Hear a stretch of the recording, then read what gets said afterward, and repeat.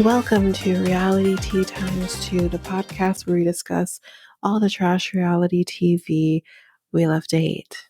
I'm Tanika, and we are going to be talking about Bachelorette today. I'm hoping to get this out to you guys today. Today's a Friday. You guys have just received the toe episode, but we're going to try it. If not, it will be out tomorrow, Saturday.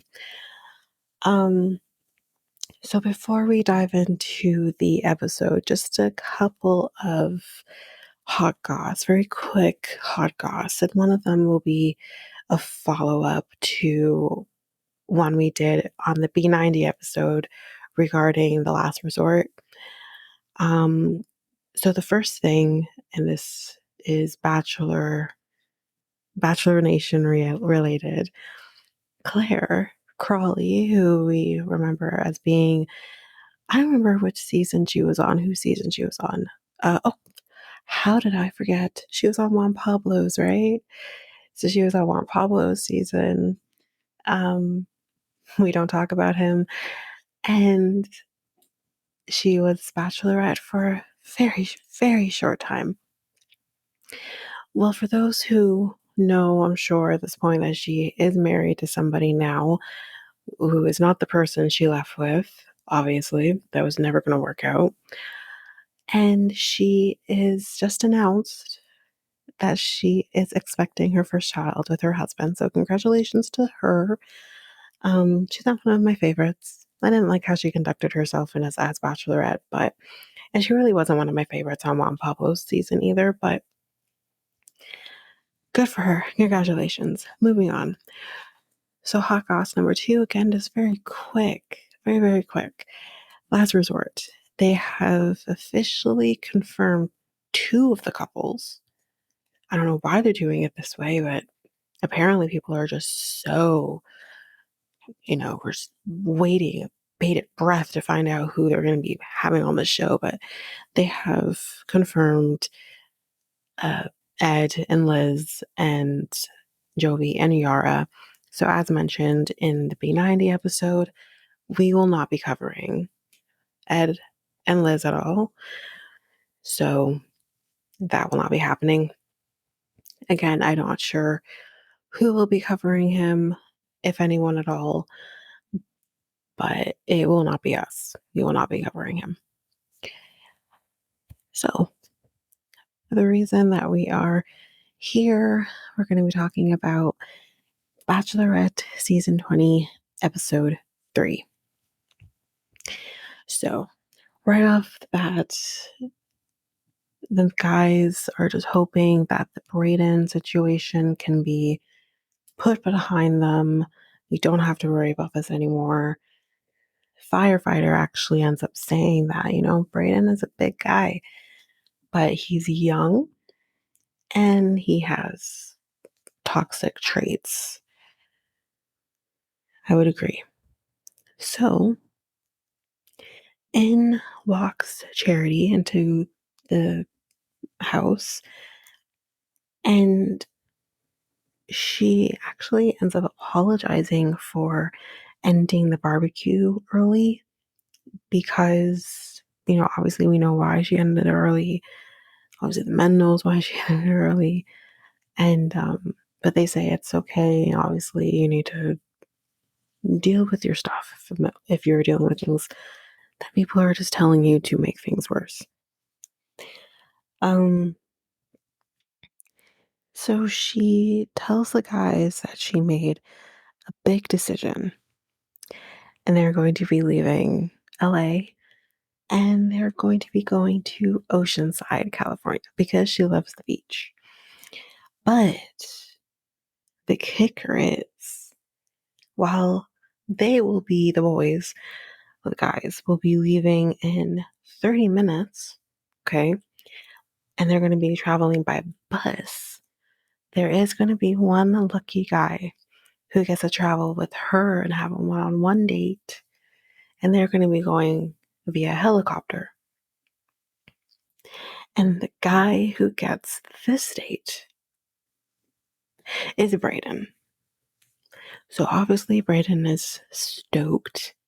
He basically says, well, I got the first impression rose. Shut up about the first impression rose. It's done. It's over. Okay. So, yeah. So she gives him the date and, yeah. Adrian, I don't think, actually, before I even say what Adrian says, some of the guys are like, you know, kind of sucks that they are not going to be able to go on this date. And I think even some guys were a little frustrated that it was Brayden who was getting the date. But Adrian, sweet, sweet baby Adrian, has so much, I don't know if they hope, but he sees the silver lining in him getting the date by saying, if he's out getting this one-on-one date, it can go one or two ways. Either it does go well and Brayden maybe just calms the hell down, or Brayden shows his ass and Charity sends him home because at the end of the day, there's a rose on the date. So if he doesn't get the rose, he has to leave. So he's seeing the silver lining in this situation, and I say, good for you. So Brayden and Charity, they leave. Looks like the same car that she actually was in with Aaron B. Um, so the only thing I really caught in this conversation they had on the way to the helicopter was that Brayden is afraid of roller coasters, but he used this fear in order to realize that he needs to conquer his fears and not let anything hold him back. And I thought, okay, that's great for you. So then they are going to the helicopter, and she says that she is taking this day very seriously because from everything that she's been hearing, she does want to know whether or not he is serious about this process and is serious about her, because if he's not, then she will not give him the rose. But she does have to mention that she is scared because she does really like him. So this could potentially cloud her judgment. So he kind of like starts freaking out a little bit when they're in the helicopter and they're flying over the mansion. And he takes it so far that he actually says, I feel like an evil person. And I was like, dude, read the helicopter. Because right now, it's just not the time to be saying things like that. And the thing is, it's like, maybe I'm different. Maybe I can look at this from the outside looking in, but I feel like I would see that as a red flag personally, but that's me. Um, and they see dolphins in the ocean, so they're happy. Cool. Meanwhile, in the bus, the men are so miserable. They say that it is so hot and they're sweating and they are currently stuck in traffic. Someone actually says like it's going to take us like 2 to 3 hours in order to get to Oceanside. Yet Charity and Brayden are going to get there in like 15 minutes. So then back to the date. We actually find out that where they're going in Oceanside is very close to where Brayden is from. I guess he's from somewhere near San Diego. Um, so he's kind of treating this as if it's like a hometown date. And I actually don't hate that. I think any other person would have treated it the same way. I feel like there was somebody actually in the previous season with Zach's season that it was very similar to that as well. Whether actually it might not have been that, it might have been Zach who was actually from that area and he took one of the girls to meet his parents. I mean, his family. That might have been it. Um, So yeah, I'm all for it. So they are landing in this baseball field, and guys, I've I watched the show, and I know this baseball field is supposed to be like a famous baseball field. I feel like I saw this baseball field in 911 as well. However, I don't do sports, so I don't know the name of this place. So don't yell at me. I don't do sports. I barely know the name of my sports arena here in good old Ontario, where the Blue Jays play. I barely know that. I barely know that. So don't expect me to know anywhere else, basically. So, but apparently, yes, it's a very famous baseball arena. Cool.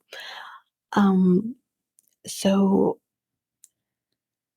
we can actually see as the helicopter is being landed that there's people like in the buildings near the baseball field are like watching this happen. Makes me wonder if they were like tipped like this is going to be happening today. So we're just like out there waiting. But anyway, um, so we see the mascot. He's come to say hi, and he kind of sticks around the date a little bit. I think the name Padre. Am I right? Is the name of the mascot? I don't know. He looks like a monk. Anyway, um, so Brayden tells us that he has been hit in the nose with a baseball. And I thought, "Ew, I've been hit in the face with baseball, and that's no joke." Um, and then not, I kind of missed this actually, but I gather this is what happened. She got hit in the face with the baseball. But she said it barely hit her, so she was fine. Um, So yeah, they're playing baseball, they're having fun. And then we see her do like a flip because she's a cheerleader or was a cheerleader in high school. So she does a, I think it was a backflip. And then he attempts to do one as well. It didn't happen. So back with the guys, they finally got to the hotel and they mentioned like the hotel is really nice and has a beautiful view. So they're happy. So back to the date. He again tells her that he's crushing on her.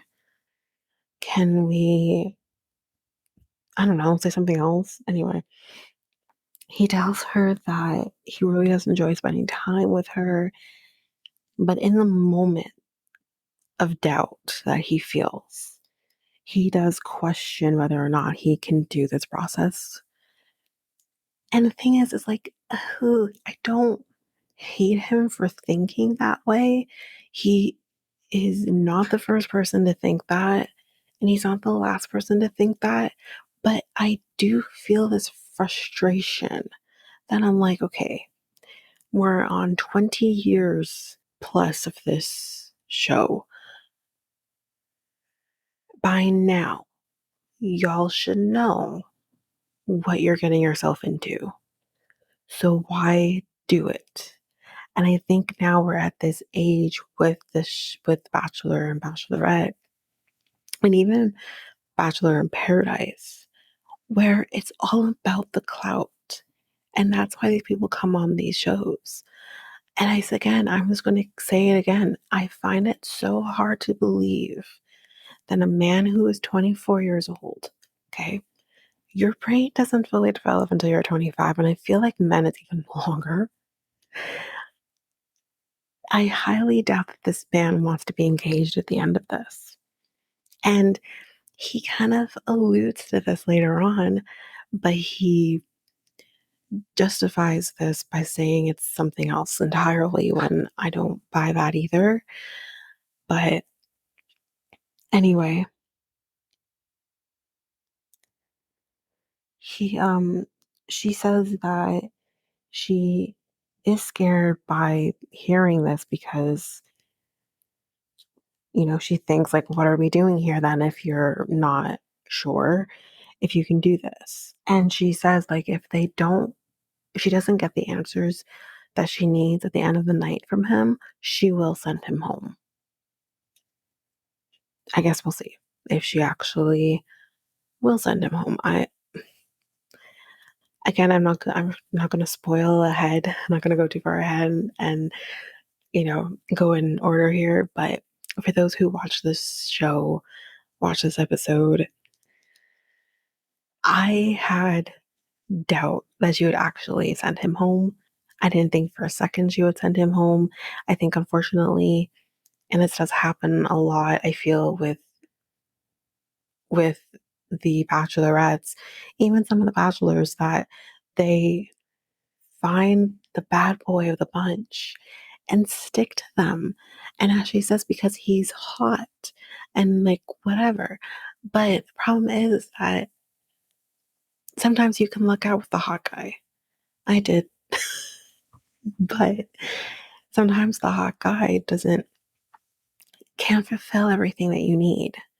You got to look so much deeper. And I feel like she isn't looking deep enough with him, and she is settling for the shit he tells her.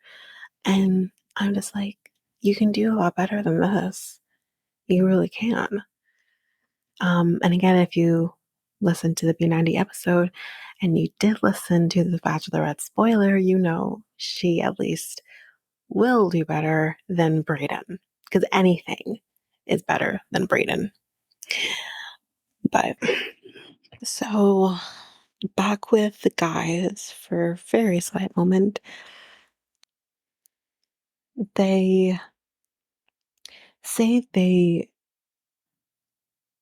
want positive vibes from Brayden, that they do kind of like him, but this negativity that he has is the problem with him.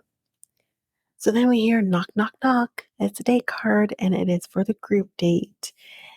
So the guys that are going to be on this group date is Joey, Aaron B, Michael, James, Caleb B, firefighter.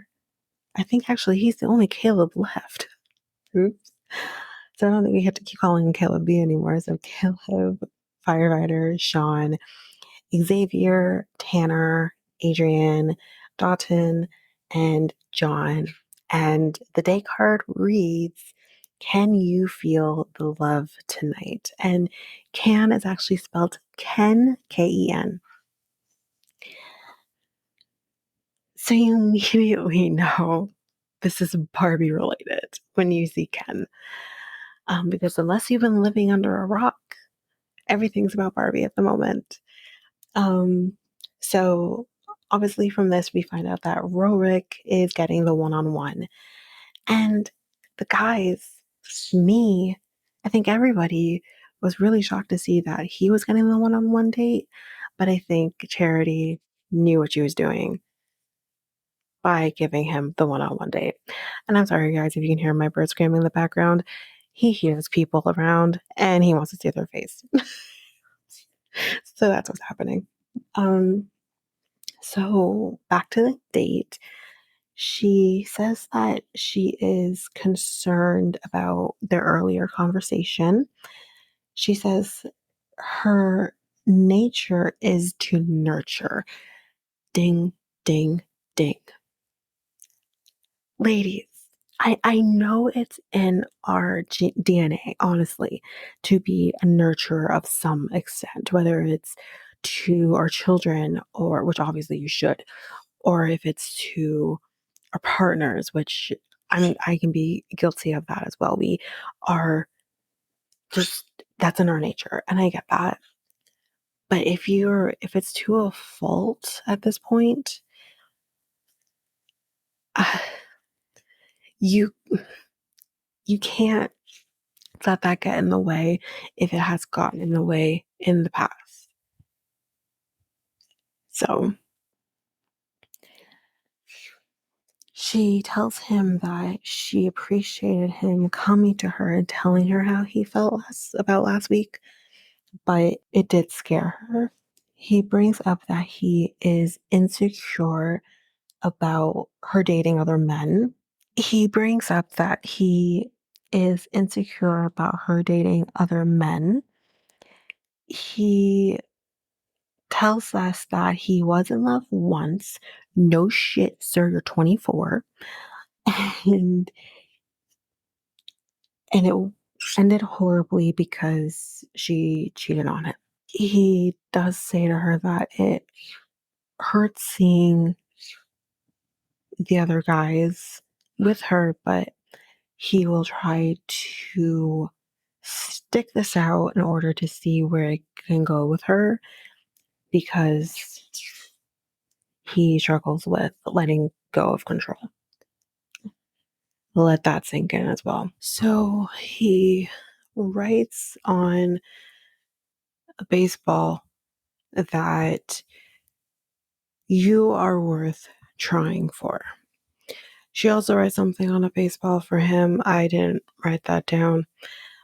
Anyway, at this point, you can kind of tell that she is buying into his crap. And she says that it was sweet and thanks him for it. And she kisses him.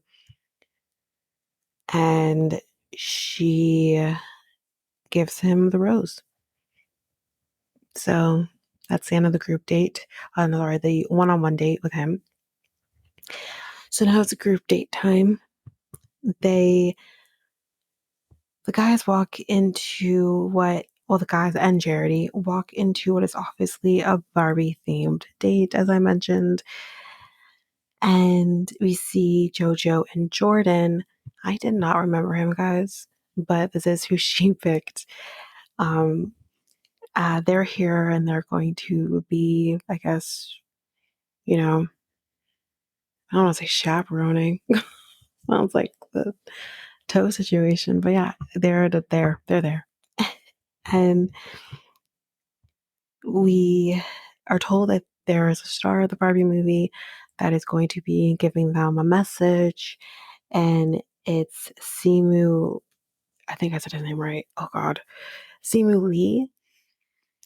And I haven't really watched a whole lot with him in it, but with him, uh, movies that he's been in. But I know he's uh, one of the Marvel superheroes, and he's in this. Guys, he's so hot. But yeah, so he gives a little message to everybody, and we kind of find out that in the movie, I guess, that Ken writes a song for Barbie. And with that in mind, the men are going to be writing a song for Charity to the tune of Girls Just Wanna Have Fun.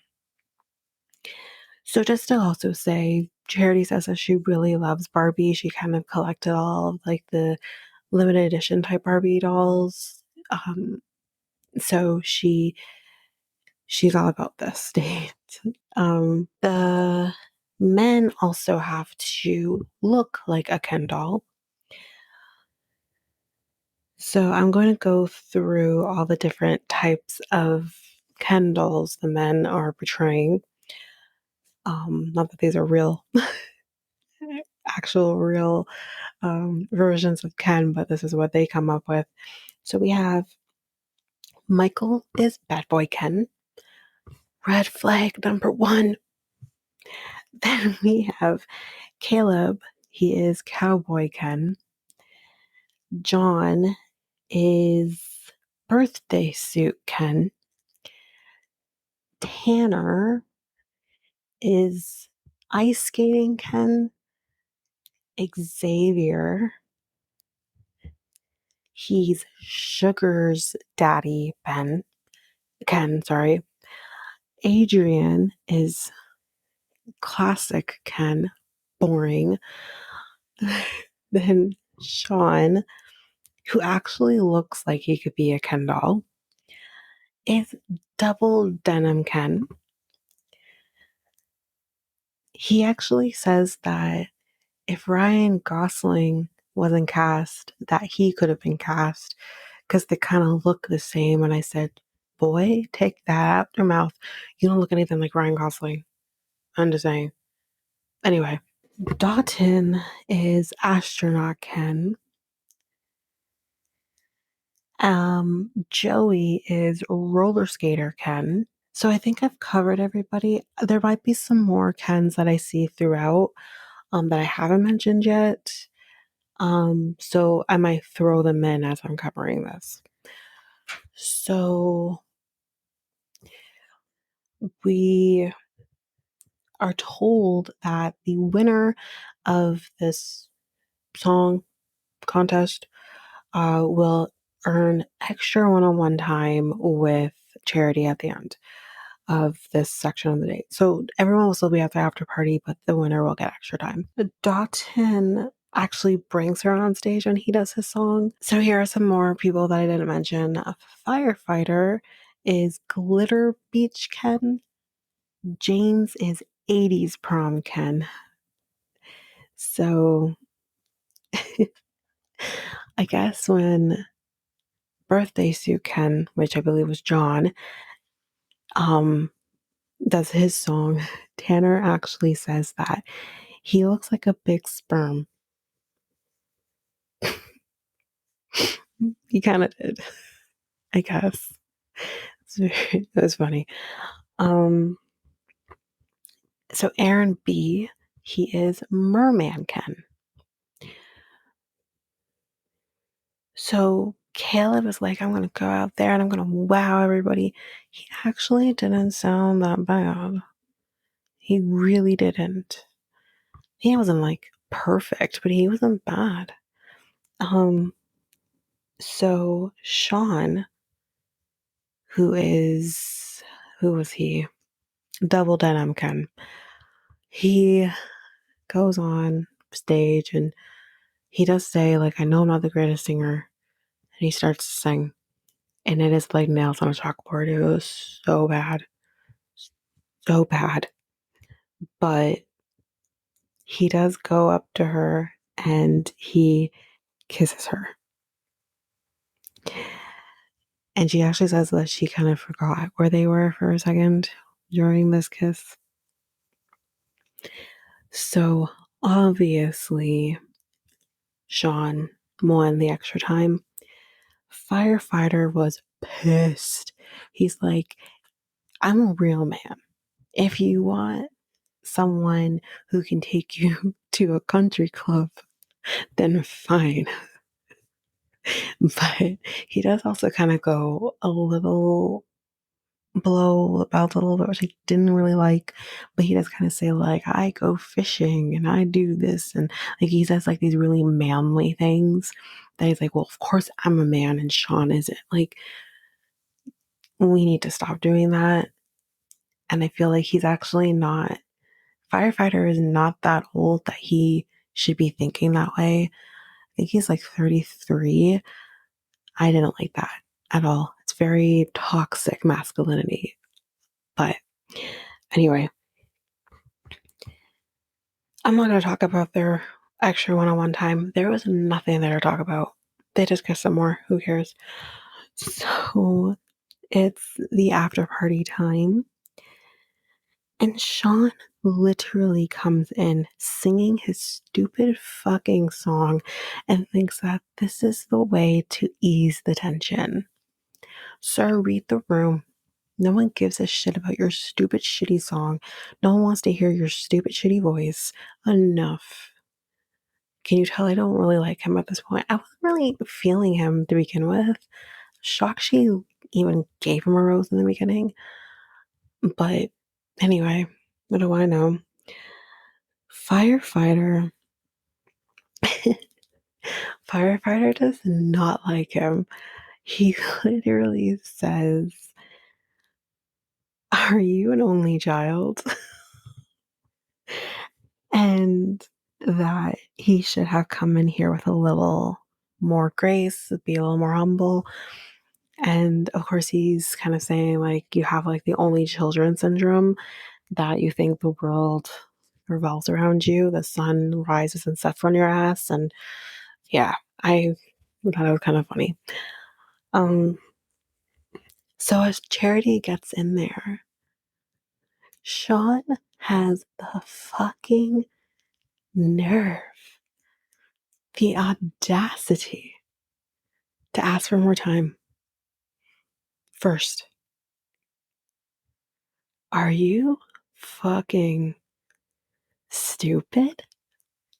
Like, You just had all of this time with her without anyone around to interrupt you, and you have the audacity to ask for more time when these men haven't had time with her besides singing to her and Barbie get-ups.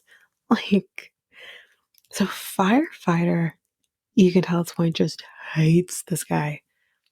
But all the men are pissed. James says to Sean, I think when he got back from his time with her, says, because you got more time with her on top of the time you already had, I might not get any time with her today. And I will probably go home because of it. And Sean was like, oh, I'm really sorry. Like, I don't want you to go home. Like, and James actually says, like, dude, don't act like you don't want me to go home. Don't act like you don't know what you just did.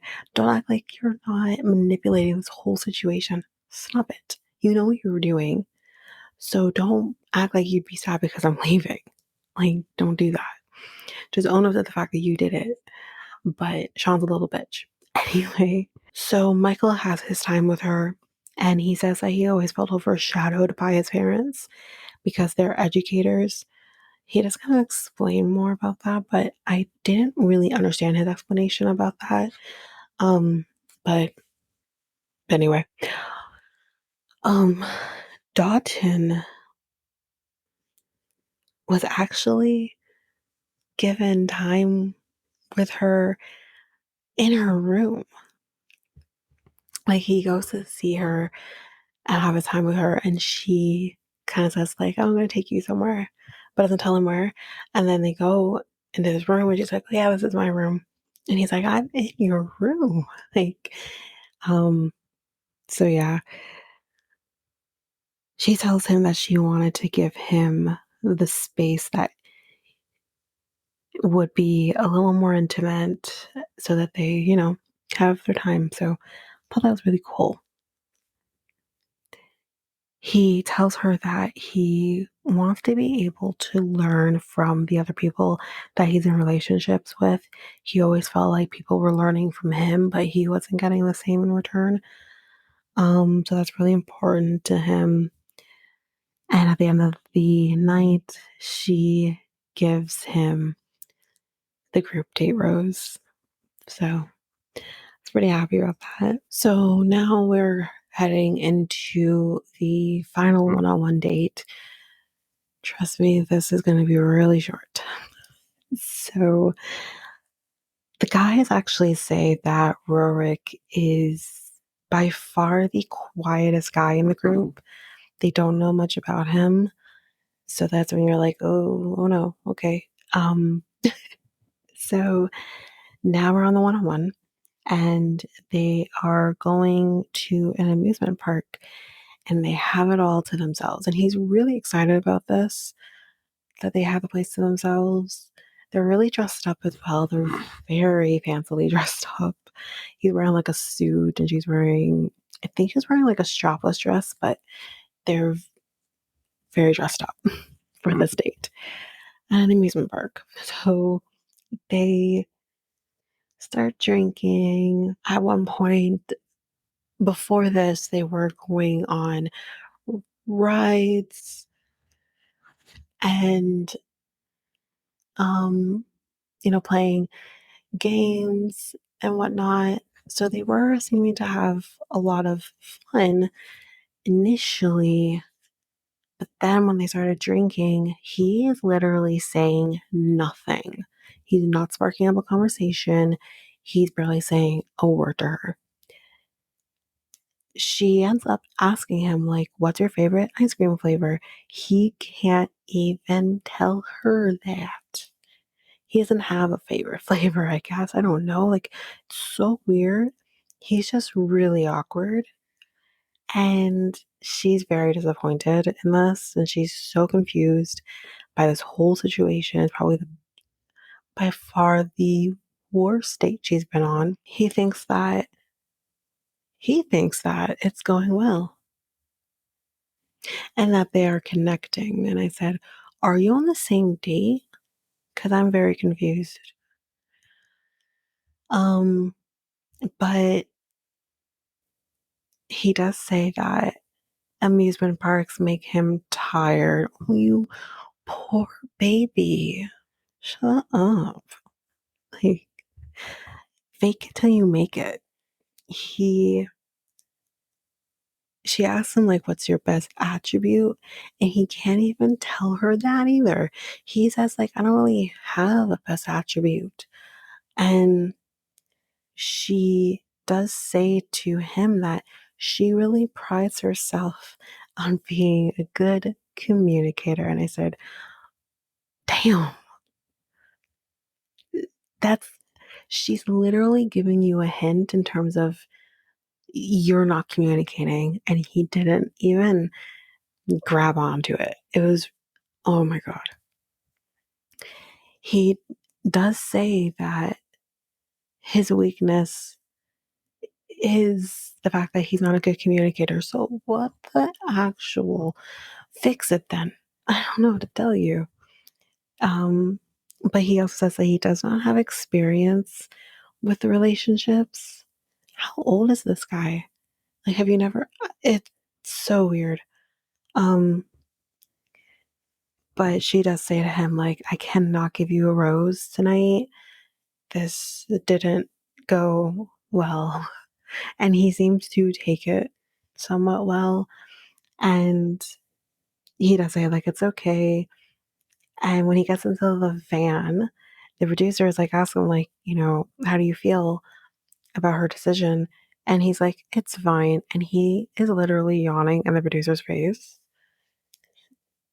Y'all, not only does he yawn in the face of this producer, he falls asleep. And you just hear the producer kind of being like, Rorik, Rorik. And I said, girl, let it go. But yeah, he literally falls asleep. It was the weirdest thing I have ever seen. I think this is probably one of the worst dates I have ever witnessed on the show.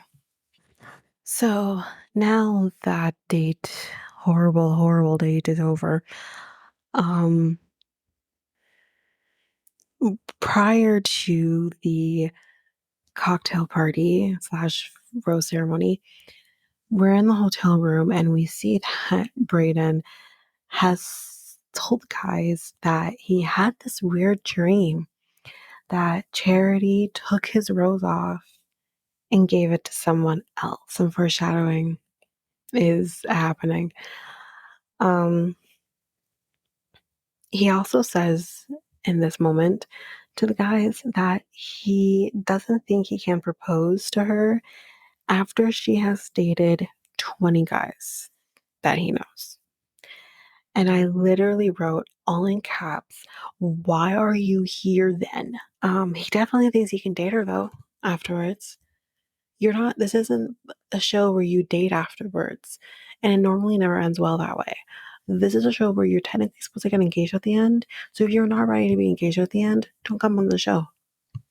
So that's how I know, like, this guy is here for clout, and that's the only thing he's here for. You are a traveling nurse, sir. We need your services right now. You don't need to be on the show. Actually, I wouldn't let him touch me, but we need your services. We don't need you here. It's so fucked up. Aaron B, he basically says, like, I'm gonna tell her that he said these things.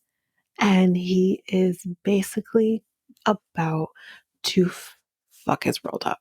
And I'm here for every minute of it. So at the cocktail party, she does talk about Rorik not being ready. I think there's a lot more to this. I think he's just awkward as hell. Um, but anyway, she does very briefly talk about that. And she does talk with Joey, and he shows her these letters that his grandfather wrote to him before he passed away, and it's kind of his most cherished thing. And I thought that was really sweet that he showed her that. Um, Xavier knit something for her, so it's really nice. Um, so Brayden, you know, he has his time with her. I didn't write much about it because I was annoyed by him, but he just keeps talking about like kissing her and all of that. And he's like dancing and is in the moment. But then after, when he's actually like outside with the guys, he is continuing to keep dancing in front of the other guys. Um, it was just so classless. Um, so then Aaron sits down with the Charity. He, Aaron B, by the way. I know firefighters Aaron A, but he's a firefighter. Um, so yeah, Aaron sits down with Charity. He says that he has a lot to say to her, and he's very protective of her feelings. You can tell he's very nervous to tell her what he's about to tell her. But he does have to say to her, like, I'm not doing this to get revenge on anybody, to advance myself in any way. I'm confident in our connection. I know we have a strong connection, so that's not why I'm doing this. And he ends up telling her what Brayden said to him.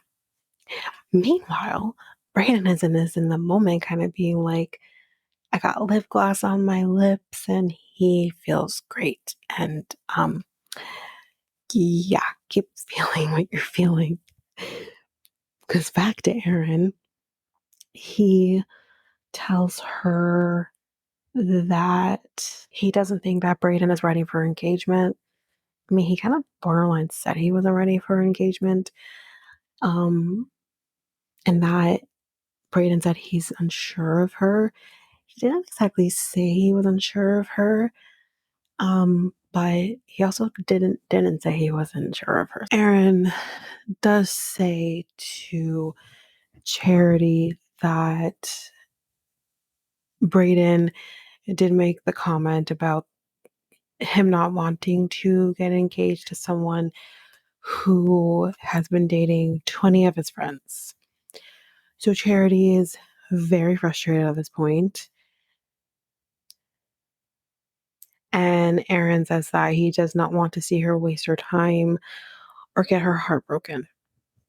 So this was his motivation for telling her. And Charity does say that, she doesn't have time for foolishness. So Aaron does tell Brayden that he told Charity about what he said and how he felt. And Brayden says that I did tell her that I'm taking this day by day. He kind of did. And that he thinks that the men aren't really seriously contemplating the idea of engagement and what that means. And he says that he said all of this to Charity. I mean, he did kind of say, like, he is taking day by day. He is going to try. And she said she was okay with that. And her issue isn't so much that. Her issue is the fact that he says, like, he won't propose to her at all, no matter what happens. So, he then says that, again, it's in the moment that Aaron is clearly very insecure about his relationship. No, he's not. He's doing fine. And that he wants to throw a wrench into his connection with Charity in order to advance himself. Again, not fully true. That's whatever you need to do to justify why he did it. That's fine, I guess. And he goes as far as to say, like, Aaron is not a stand up dude, and that Charity shouldn't be with someone like Aaron. Are you kidding me, sir? But anyway, you can clearly tell at this point that Aaron's ego is bruised. Then says he needs to be like Will Smith and just slap these dudes or whatever. Maybe he's referring to Aaron. And so he's obviously referencing when Will Smith slapped Chris Rock. Mm,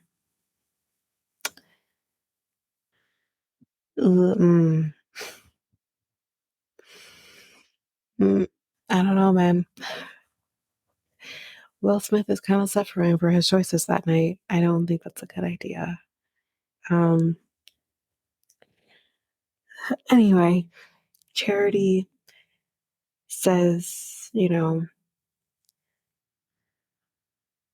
what we are all thinking actually in this moment. Why are you here if you have no intentions of getting engaged at the end of this? She says, I will do what has not been done before. And she goes to Brayden with all of the sass and says, can you come with me? So when she says that she will do what's never been done before, she's referring to the fact that she will take that rose off of him. And I say, yeah, let's do it. I'm here for this. Let's finally see this be done. I want to see it. Just because someone gets a rose doesn't mean you're good, right? Which I'm gonna have some thoughts in a second actually about that. So she says, we're gonna sit down and we're gonna have a talk. So meanwhile with the men, Xavier says to Aaron, you shouldn't have said anything because it is taking from the night. Okay, so right off the bat, before I go into the rest of this, because there are more men who kind of echo what Xavier is saying, would you rather that this piece of shit stay in this house, have his connection build even more with Charity when he isn't serious about her? If you care about Charity, you would want to make sure that there is no man here who is going to hurt her. And then that also can affect how things go with the connection with these other men as well. Would you not rather she know from now, 3 weeks in, than, closer to the end? So all these men who say this, I'm thinking you're no better than Brayden then, in my mind, because yes, you are concerned about the fact that you want to build your connection, but the chances are if you're that concerned about your connection with her, there's nothing you can say at this cocktail party that is going to change her mind. So why are you so concerned about this? So you're going home. There's no ifs, ands, buts about it. You're going home. Nothing's changing that. But a real man wants to be sure that she's being taken care of and wants to be sure that she's making the right decisions, even if it's not with him. And I completely commend Aaron for his choice to, you know, say something to her. Aaron stands his ground with his decision. And John says, I don't disagree with Aaron and his decisions to do what he did. However, I disagree with the timing because Brayden has a rose. And I thought in this moment, so you think the rose can't be taken away just because he got a rose? Are we all really this stupid? Yes, maybe it's never been done before, but that doesn't mean that it can't be done. Rules have been fucked over before because that's what the bachelorette wanted in the moment. So who's to say that this can't be done as well? I thought in this moment, you guys are really fucking stupid. Um, but James does say the rose can be taken off. And I said, thank you. Someone has some fucking sense in this group. So Brayden says, he doesn't know why Aaron is saying this and that he did tell her how he felt already. And she says, then why are you here then? Like, why are you here if your intention isn't to be with Rose at the end of this? Because I'm dating other guys. Like, what? And again, this is very reminiscent of, I think it was Hannah Brown's season, where there was a guy on there who, I don't know if he was a virgin or, actually, I don't think he was a virgin, but he was very, like, he said he was Catholic or Christian or whatever. And he made it fairly far, surprisingly. And he was like, well, I'm not going to sleep with you if you sleep with the other guys. Like, I'm not going to do that. It's very reminiscent of that. Like, it's gross. So the other guys actually say that he's just going to tell her what she wants to hear, and this is all going to be done over with. And I said, you know what? He wasn't wrong. And he wasn't wrong in thinking that, because that's exactly what Brayden's going to do, number one. And then number two, Charity, unfortunately, isn't looking beyond what Brayden is telling her, and she's buying his shit. And it's actually really annoying. But there's always one in every season. So back to Brayden, he says, how can I propose to you when you haven't met my family? I met your brother, barely. He says that expecting an engagement with those things in mind isn't taking this seriously. She then hugs him, and I said, what the fuck are you doing? And yeah, in walks Jesse, and you thought, well, 'tis the end of the cocktail hour. And we're going to be going into the rose ceremony, because Charity she just needs to be alone to figure out her shit, I guess. But anyway, so we go into the rose ceremony, and again, with the rose ceremony, I will be saying who she gives the rose to, and at this point, I'm able to kind of highlight who she sends out, and actually know who they are. But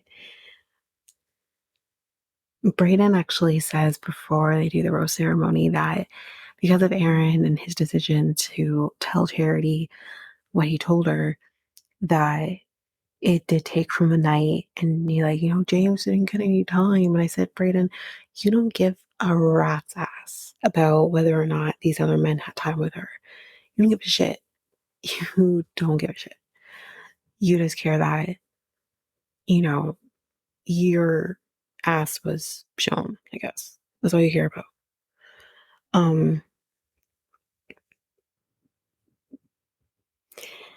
and Sean, and I thought this was actually a very good thing to say, and I wish he would say it to her.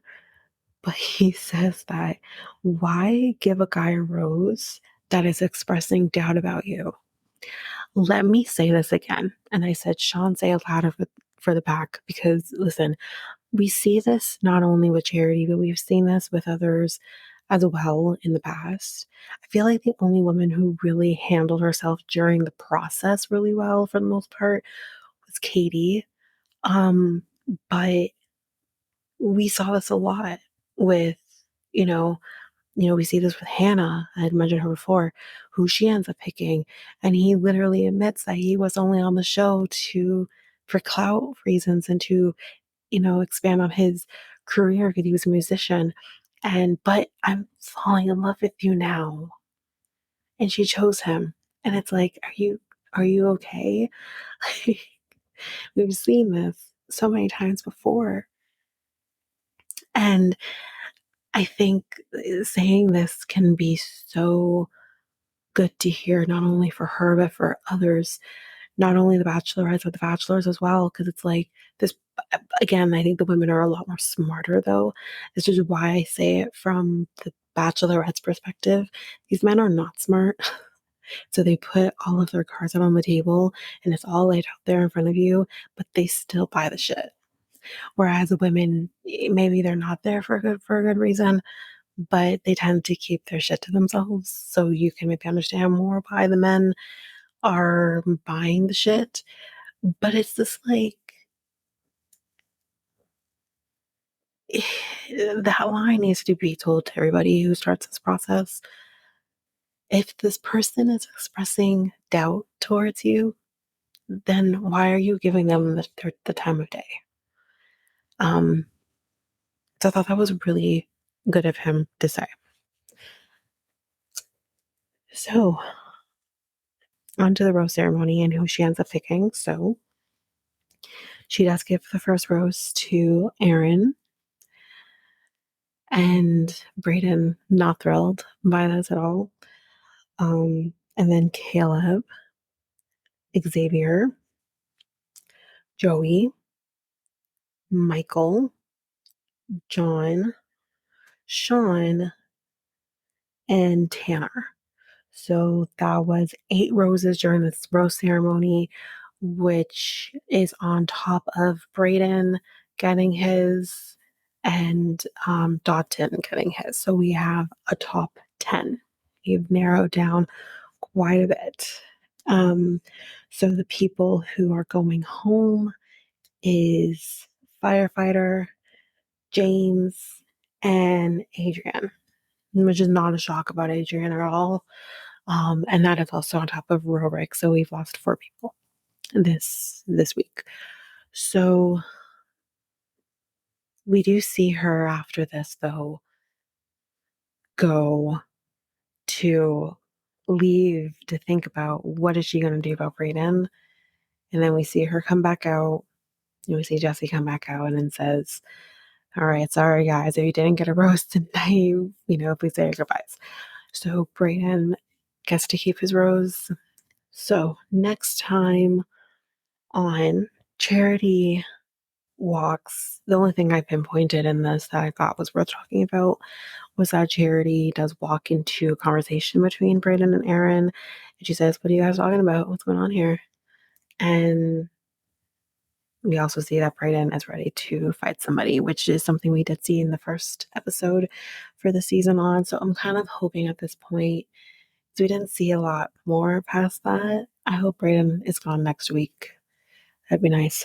But yeah, that is the end of the episode. Again, guys, to just remind you, there will not be any coverage for Bachelorette next week. We will cover next week's episode and the following week's episode the following week, the week of I believe it's the 24th. So we will be covering it that week for those 2 episodes. And next week we will be covering, of course, B90, Toe, and 90 Day UK is coming. So we will be covering that as well. So in terms of scheduling purposes, we will be probably a little late with some of them. B90, you should get on time. Try to do the best to get that out Wednesday, maybe Thursday. And then we will do the best that I can to get you the other 2 out. You might get some on the weekend next week, or you might even get it the following week. But I'm gonna try my very best to not do that. I don't want to do that, but next week is pretty hectic on the personal side of things in terms of scheduling purposes. So I'll do my very, very best to get that out to you. But with that said, if you enjoyed what we listened to today, Please share the podcast with everyone in your life. We'd greatly appreciate it. Also, you can follow and subscribe to the podcast to make sure you don't miss a single episode. You can also rate and review on either Spotify or Apple Podcasts. If you like to listen to this on YouTube, or if you're an avid YouTube user and you haven't listened to us there yet, you can listen to us there at Reality Tea times 2. If you want to connect with us, you can do so on either Facebook or Instagram at Reality Tea times 2. You can also email us at realityteatimes2@hotmail.com. You can also visit our website. Again, very beginner website where you can listen to all of the episodes, and you can also get links to our Facebook, Instagram, and YouTube pages. And the website is realitytimes2.aludu.com. All of this information will be in our show notes. So that's it for now, guys. Thank you so much for listening. Bye.